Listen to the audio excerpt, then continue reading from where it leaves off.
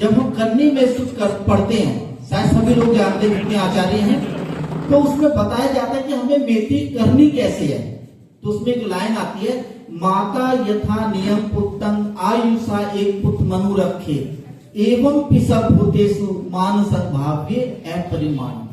क्या है, जिस प्रकार से एक माँ अपने इकलौते पुत्र की रक्षा करती है, उसकी हर प्रकार से उसको प्रेम देती है, उसको प्यार करती है, उसी प्रकार हमें इस संसार के जितनी भी प्राणी हैं सबकी रक्षा करनी चाहिए, सबके साथ प्रेम का व्यवहार करना चाहिए। ये तो पहला सीन। अगर आप प्राणी हिंसा नहीं करते हैं और मैत्री भावना करते हैं, तब आपका ये सीन पूरा होता है। केवल प्राणी हिंसा नहीं करके सीन पूरा नहीं होता। दूसरा सीन लिया, अदिन्ना दाना वीरमणि शिक्षा पदम समाध्यामी।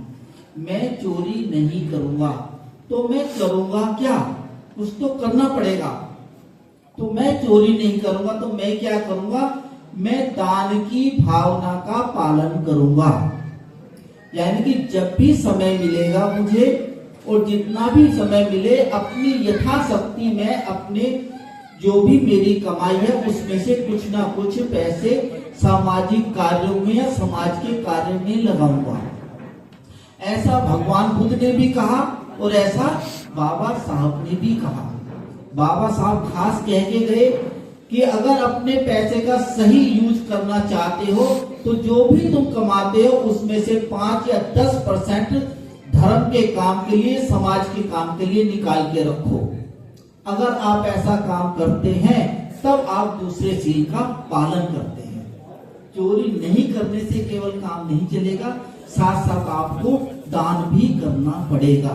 दान जरूरी नहीं है पैसे से किया जाए, दान बहुत तरीके से किया जा सकता है। दान के लिए पैसा जरूरी नहीं है। अगर आपके पास पैसा नहीं है तो आप बुद्ध विहार में आए, बुद्ध विहार की सफाई करें। जैसे आज यहाँ प्रोग्राम हो रहा है, यहाँ पे आए, लोगों का हाथ बटाएं, कुर्सियां लगवाएं, चादर बिठाएं। ये भी क्या, ये भी एक प्रकार का धर्म के लिए दान दिया गया। तीसरा सील जो है, हमने क्या कहा? व्यभिचार नहीं करूंगा, यानी कि ब्रह्मचर्य का पालन करूंगा। ब्रह्मचर्य का पालन बुद्धिज्म में 2 तरीके से किया जाता है। जो शादीशुदा नहीं है उनके लिए ब्रह्मचर्य का मतलब होता है कि मुझसे बड़ी अगर कोई भी महिला है तो मैं उसे अपनी माँ के समान समझूंगा। मेरे बराबर की कोई भी महिला है तो मैं उसे अपनी बहन के समान समझूंगा। मुझसे छोटी कोई भी महिला है तो मैं उसे अपनी पुत्री के समान समझूंगा। या मुझसे बड़ा कोई भी पुरुष है तो मैं उसे अपने पिता के समान समझूंगी। मेरे बराबर का कोई भी पुरुष है तो मैं उसे अपने भाई के समान समझूंगी। और मुझसे छोटा कोई भी पुरुष है तो मैं उसे अपने पुत्र के समान समझूंगी। क्योंकि जब हम किसी को माँ के पिता के रूप में, भाई के बहन के रूप में, या पिता पुत्री और पुत्र के रूप में देखते हैं तो हमारे मन में किसी प्रकार का कोई भी ख्याल नहीं आता। ये तो उनके लिए है जो विवाहित, जिनकी शादी नहीं हुई। जिनकी शादी हो गई है उनके लिए भी सील ब्रह्मचर्य का पालन करता है कि मैं अपनी पत्नी के अलावा किसी और महिला के बारे में अपने मन में किसी प्रकार का कोई भी गलत ख्याल नहीं लाऊंगा। उसी प्रकार मैं अपने पति के अलावा मैं किसी के भी और किसी पराय पुरुष के बारे में अपने मन में कोई किसी प्रकार का गलत ख्याल नहीं लाऊंगी। उस तरीके से हम ब्रह्मचर्य का पालन करते हैं और पूरी तरीके से ब्रह्मचर्य का पालन करते हैं, तभी हम तीसरे सील का पूरी तरह से पालन कर पाते हैं। चौथा सील लिया हमने, मूसा वादा वीरमणि शिक्षा पदम समझ। मैं झूठ नहीं बोलूंगा। तो इसका तो सीधा सीधा है कि मैं हमेशा सत्य का ही आचरण करूंगा। कभी कभी हम कहते हैं कि भाई किसी को बचाने के लिए झूठ बोल दो, वो भी झूठ ही होता है। अगर किसी को बचाने के लिए भी झूठ बोलना पड़े तब भी आपको झूठ नहीं बोलना, उस समय भी आपको सच बोलना है। उस समय आपकी प्रज्ञा काम करती है। प्रज्ञा मतलब आपका अनुभव।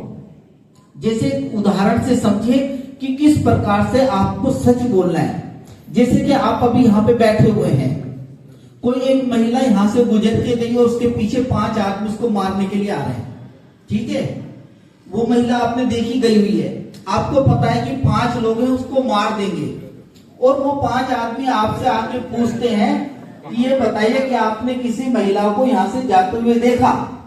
आपको पूरी तरह से सच बोलना है, तो कैसे सच बोलेंगे, और महिला को बचाना भी है। तो कोई तरीका है बोलने का, सच है तरीका। अभी आप बैठे हुए हो, आप खड़े हो जाएंगे बात करते करते, और आप क्या बोलेंगे, जब से मैं यहां खड़ा हूं मैंने किसी महिला को जाते हुए नहीं देखा। तो आपने सच बोला है झूठ बोला? सच बोला ना। जब महिला गई उस समय आप बैठे हुए थे, अब आप खड़े हुए हैं, तो आप क्या बोलेंगे, जब से मैं यहाँ खड़ा हूं मैंने किसी महिला को नहीं देखा। आपने पूरी तरह से सच बोला और उस महिला की भी जान बचाई। तो इसी को कहते हैं किसी भी व्यक्ति की प्रज्ञा। इसी प्रज्ञा को जगाने के लिए हमें समाधि का या ध्यान का प्रयास करना चाहिए। 5वां सील, मैं किसी प्रकार का कोई भी नशा नहीं करूंगा। नशा जो है वो हम तब करते हैं तो हमारे मन की चंचलता हमारे मन में रहती है। अगर हमारे मन में चंचलता है तो हमारे मन पे हमारा अधिकार नहीं होता, और हम मन के वश में आके कर लेते हैं नशा। जैसे कभी दोस्तों के साथ बैठे तो क्या कहते हैं, लगा लो 2 घूंट, क्या फर्क पड़ता है, कोई नहीं देख रहा, या अरे एक सुटाई तो लगाना है लगा ले। अगर मन पे काबू है तो कितना भी बोले आप नशा नहीं कर सकते। तो